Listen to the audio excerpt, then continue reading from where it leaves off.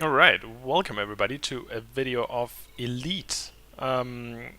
So I have compiled a small ship for bounty hunting slash for assassination, and I will just very quickly go through the ship. It's not engineered. You can get it for 1 million credits, and it's a very um, easy small ship build to get you started with some of the lower missions. So in the hard points, I have a 1G pulse laser and two 1G multi-cannons. They're all gimbaled. That means you don't have to aim. You just kind of have to point your ship in the right direction and your target blows up. For utility mounts, I have a D-rated kill warrant scanner. The downside compared to an A-rated one is you have to get closer, but the upside is it doesn't consume as much power and it's lighter. So core internal, I have a military-grade composite bulkhead, 2A power plant, 3A thrusters, frameshift drive. You don't really need a 3A frameshift drive, to be honest. You can probably get away with a smaller one. 1D life support, 2A power distributor, and 2D sensors. So 2A sensors are actually preferable, but then you kind of get into more of a jam with your power management. And then what do you have? Optional internal. There's a 3A regular shield generator, 2E cargo rack, and some module reinforcement package. Now, with the one slot you have over, you have left, you can kind of do what you want. And I have a docking computer because I'm inherently lazy, and also I don't have a HOTAS to fly, so yeah, not doing that. Right. So as you might have seen, we had some power issues. So that means, as you can see in the bottom of the screen, we have a power usage of 101%, which is not good, because what happens when you're out in the field, like let's put this on, we actually have a usage of 107%. So what happens is that some of your modules will be disabled, but you have an influence on that, because you can kind of prioritize which modules get disabled. So for example, I don't have my frameshift drive as a first priority. You should have it on a first priority if you are entering a conflict and you know you might want to jump out, like you actually want to escape, then it's a good idea. Or because otherwise you will have to wait for your hard points to be in and stuff like that. Or maybe that's not. Maybe I can leave that at priority 1. Well, it's unimportant. I don't need my cargo hatch. I'm going to deactivate my cargo hatch, and then frameshift drive is on priority 2. Standard docking computer is on priority 3 because I'm sure I don't need my docking computer when I'm in a fight. All weapons and life support and sensors and all that kind of stuff is on priority 1. Right. Let's move on to the fire groups. The pulse laser and the kill warrant scanner are in the first firing group, because that means I can shoot my enemy with the pulse laser and wear down their shields with thermal damage from the pulse laser while scanning them. So when I do an assassination mission, I will get the reward no matter what, no matter if I scanned them before or not, but I get additional money if I use the kill warrant scanner, usually at least. Like, sometimes you have to assassinate innocent people and they don't have a bounty on their ship whatsoever. It's just your quest giver that wants them to die. And then in the next firing group that I switch to after I have scanned them with the kill warrant scanner, I have the multi-cannons as well. Alright, let's get into how we find an eligible mission for oh, maybe I should say where I am. So I am currently in the system LTT 15574, which is fairly close to the starting systems, I believe, and it's in the Inner Orient Spur there.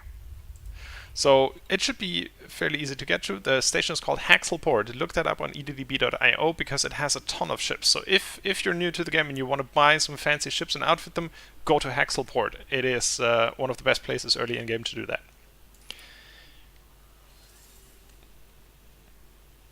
Right. So what I want to do is I want to filter after combat.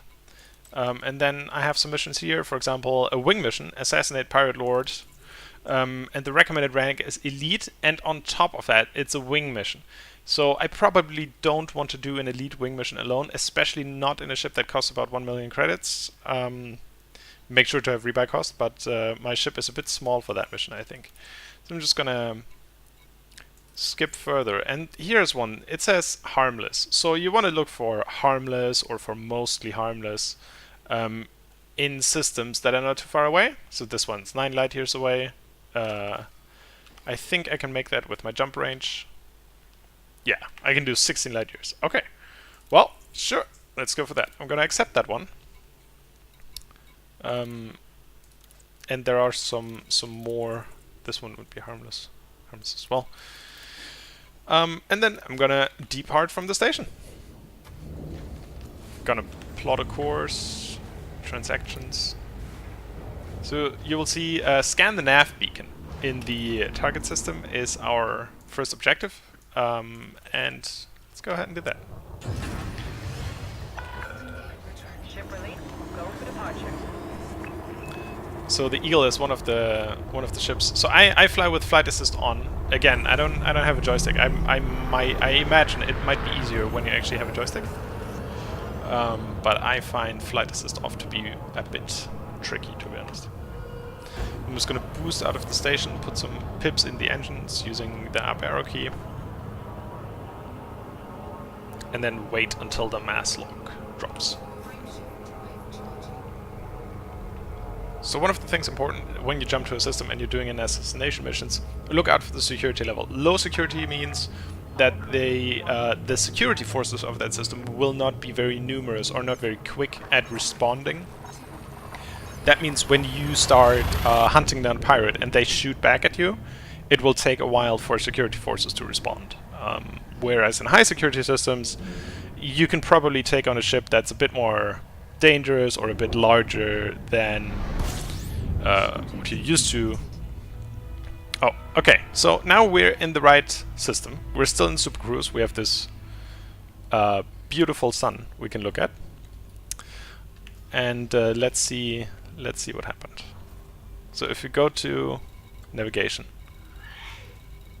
it doesn't show us where our mission is yet. Okay, so what we're going to do is we're going to say we target the nav beacon. If I can find it. There we go. Nav beacon. Boom. And then we do like a station approach. So we fly to the nav beacon. At 7 seconds we drop down to 75% of thrust. And then we keep flying towards it until we get the message to drop out of Super Cruise. So for me, I have bound that to a mouse button as well, and it's by default it's bound to J.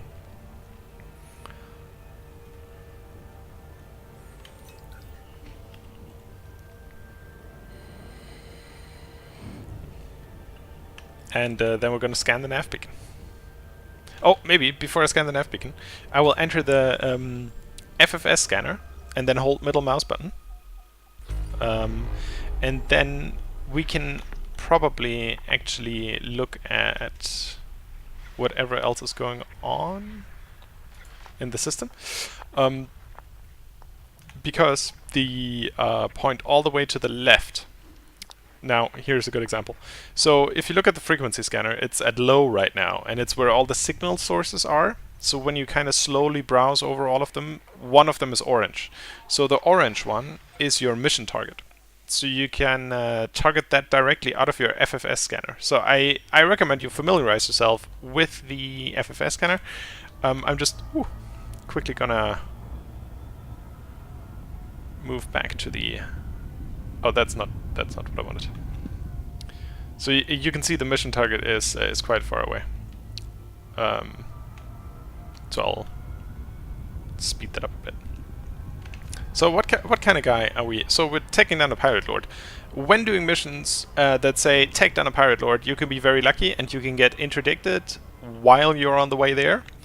So that kind of saves you the trip actually, because the pirate's trying to rob you, but you just submit to the interdiction, shoot them, and collect the bounty. So that can be a big advantage when hunting pirates.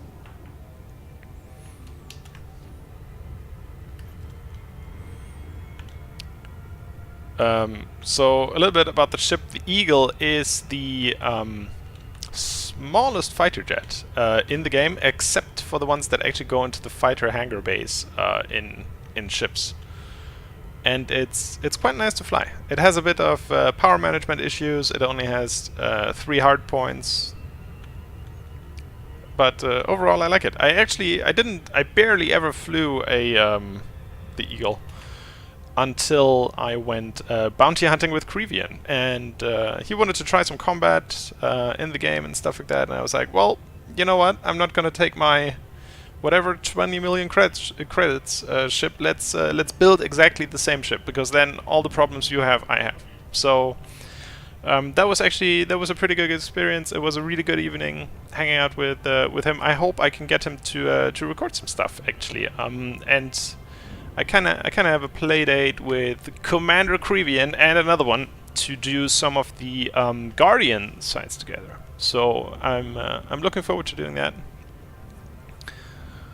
And I think I'm just going to be quiet now, and then I'm just going to cut the rest of the flight over there, speed that up a bit.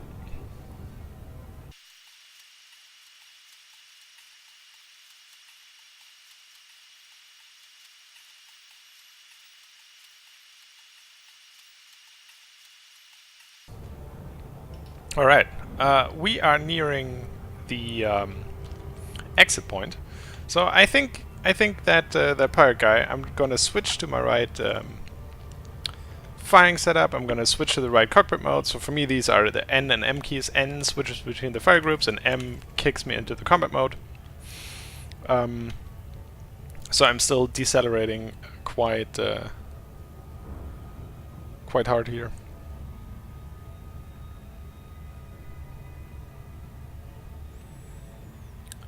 And yeah, I think as soon as I drop out, I will probably be attacked, which is fine. I mean, I don't mind that.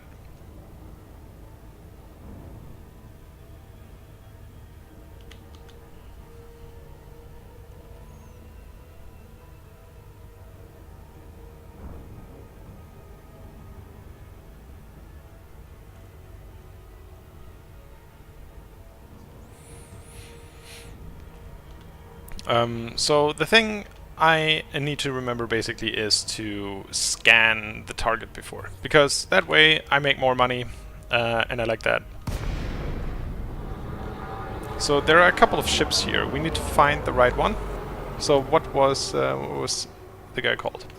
Paul Greener. And pressing G, I can target the ships, and I can see on my compass he's behind me. He's in a sidewinder, so not too much of a threat. And then,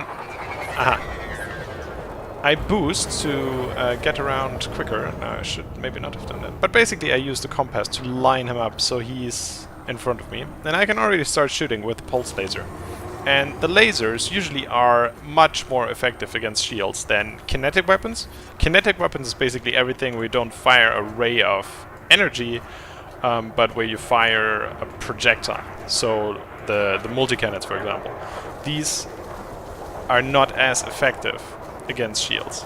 Now, if you got ammo to spare, and if you really don't care how much ammo you spend, go ahead.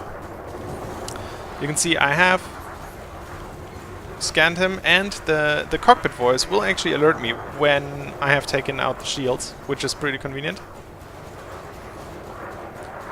And I'll just keep firing both, or I mean, it's more important that I fire the multi-cannons at him. And depending on how your ship is angled, that becomes a little bit difficult, but you know. So when you look at my thrust, I try to stay in the blue unless my enemy is getting away from me. Then I accelerate a little bit and just basically try to stay behind them. And now you can see that he's turning towards me, and then you just dodge with the F key, speed around, and you pursue them again. So they will, NPCs will often try to joust you, so they will fly directly towards you and shoot at you at the same time. Depending on how quick you're going yourself, that's only going to give you like a short window of being exposed to their fire. So it shouldn't be too bad. You shouldn't take too much damage. And this one is mostly trying to run away. So as soon as the shields are down, I start my multi-cannon again. You can see the impact on the enemy hull's ship. Now he's coming around, and he's almost down 1%. So when you want to get around quicker, the boost, when you hit the tab key, when you boost your engines, that's going to also make you turn quicker. So basically when somebody... Ah, there we go. Target destroyed. So, sorry, what was I saying? So basically when you do the, when you try to fly around, then you hit the boost key, you will turn even quicker. Because the thrust boost is going to basically also has a directional effect. Now, if you decided to not go with this Eagle build, but you have some kind of other ship, you're maybe bounty hunting in a larger ship, and you actually have a collector limpet controller, then I can recommend that you actually fly to the wreckage of the other ship. You can see that there's some tampered alloys and all this kind of stuff. So if you don't know if you need it, you will probably need it at some point in the game. Sorry, I'm just gonna fly up to one of these. So, for example, the shield emitters. I know I need them for something, I don't quite know what. But I'm gonna pack my hard points away so we can see that. So there's basically like a little thing floating around, and the cool thing is you do not need cargo space to connect these. So you can see material, and they don't take up any cargo space. They go into your inventory, but you don't need cargo space for that. So the materials allow you to use the engineers and unlock some additional weapons and stuff like that. They're kind of like the data. They don't occupy any space.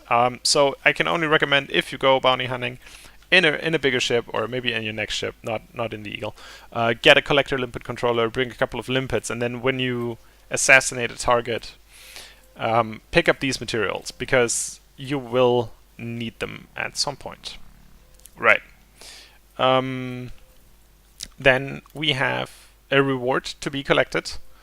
That is our mission reward, and on top of that, we will be able to collect this bounty.